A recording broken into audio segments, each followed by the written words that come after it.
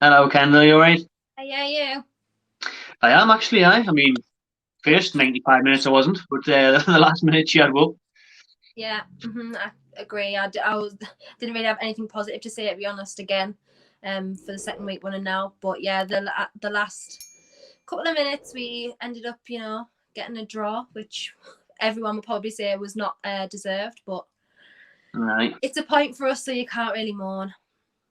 We kind of, but we will, because the football was, well, it's up to you if you want to moan or not, like, but I mean, watching it for me was worthy of a moan. It was miserable. There was no shots on target. It was too negative and too deep. I mean, what do you think about playing that formation again, rolling back the old 5-4-1 against the likes of Spurs, putting Hayden as the centre back and Richie as the left wing back? This is what I mean. I don't get it, because we know obviously when we play too deep that teams are always pressuring us, and that's where we start getting complacent and letting balls through. I don't know why obviously today Hayden was out playing at centre back, because it showed you Shelvey and the rest of the midfield were completely wasted. They struggled massively in the middle of the park today, obviously with our best midfielder, in my opinion, playing at centre back. Then you've got to think of the stupid club decision to let our only other fit centre back, apart from Lascelles and obviously Fernandez at the time, which was Lejeune, out on loan, especially when Kieran Clark had a broken leg at the time and Shah's obviously got a dislocated shoulder. So you let the centre back out on loan, having to play your best midfielder at centre back.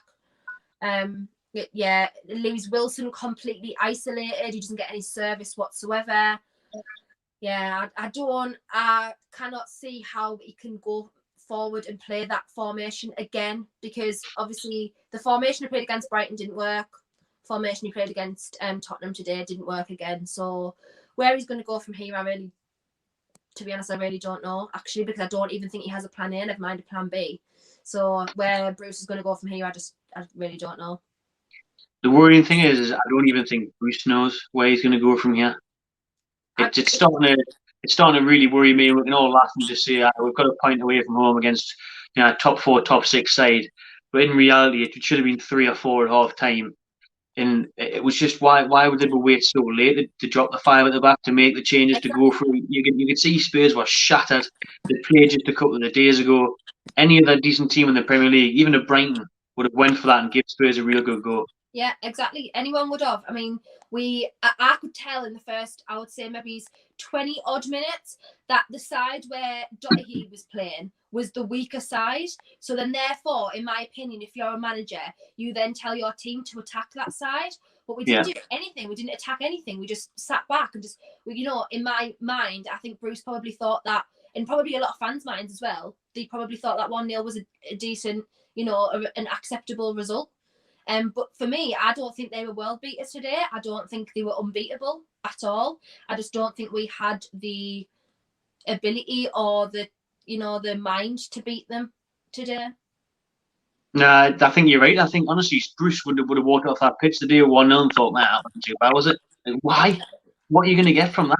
Because all he's bothered about is damage limitation. Like, that's the way I see it. He's bothered about damage limitation. So as long as he can get out of a game 1-0 where he believes that he can't win that game, that's all right for him. And that's not acceptable. Like, if you want to progress as a team, sitting back and just thinking, oh, well, 1-0's all right, it's not acceptable. But obviously we've gotten a draw, and he's managed to get another bunch of managerial experience under his belt. Without, if we'd lost today, probably would have been on the ropes. But I don't know. It's not a good look again today. I mean, Joe Linton was apart from Darlow, Joe Linton was our best outfield player today, which tells you absolutely everything you need to know about what's happened today. So yeah. And now Callum Wilson will know how Joe Linton felt all last season, because how isolated he was up top, just chasing shadows, fought against him the entire time. Yeah. I felt sorry for the bloke. I really did. And I just when we look at it, we just think, well, why did we spend all that money on them forwards if we're not going to see any of the ball? He was offside twice today, and that's all he did. And I literally don't blame him. I honestly don't, because as I've said, we played far too deep, and he was just getting no service whatsoever. And like you've just said, you think back to all the abuse and stuff Joe Linton got last season, and yes, it some of it's warranted and some of it isn't. I would never personally abuse anyone, but just in Twitter general conversation, But yeah, you just think actually when you look back at it, there isn't anyone to give service, when you're playing in that sort of formation, when you're playing so deep. And you look at the likes of Tottenham, who have got like Kane, they've got Son, they've got Lucas Moura, they've got Bale to come back. Like we've got no one. We've got no one even on the bench now at the moment. Obviously, with Fraser clearly being injured, because he went on the bench today. St. Maximin's obviously still injured from the other day, because he wasn't on the bench. Like we've got no one to make that impact if they come on. If we start a game, we've got no one. Andy Carroll doesn't do anything and just sits and moans at everybody else for not doing their job when he's not even doing his own. So it's just, it's a sad state of affairs, because you worry about our next 4 or 5 fixtures. I mean, we've got like United, Everton, Wolves. Like, don't see us. I mean, we've got Burnley, and they're maybe the only team in the next 4 fixtures that I see us having a good go at. I really don't even think. Getting a 0-0. Yeah, I don't even think we'll get like a point out of the rest. So today was vital, just despite how we got the point in the end. But today was like a massively important point for us. So we'll end on how the match ended. Then Wilson scoring the penalty. Do you reckon it was a penalty? Obviously, long delayed with VAR. Everyone's kicking off with saying the game's dead, really, if decisions are given. But harsh, but those are the rules now, I suppose.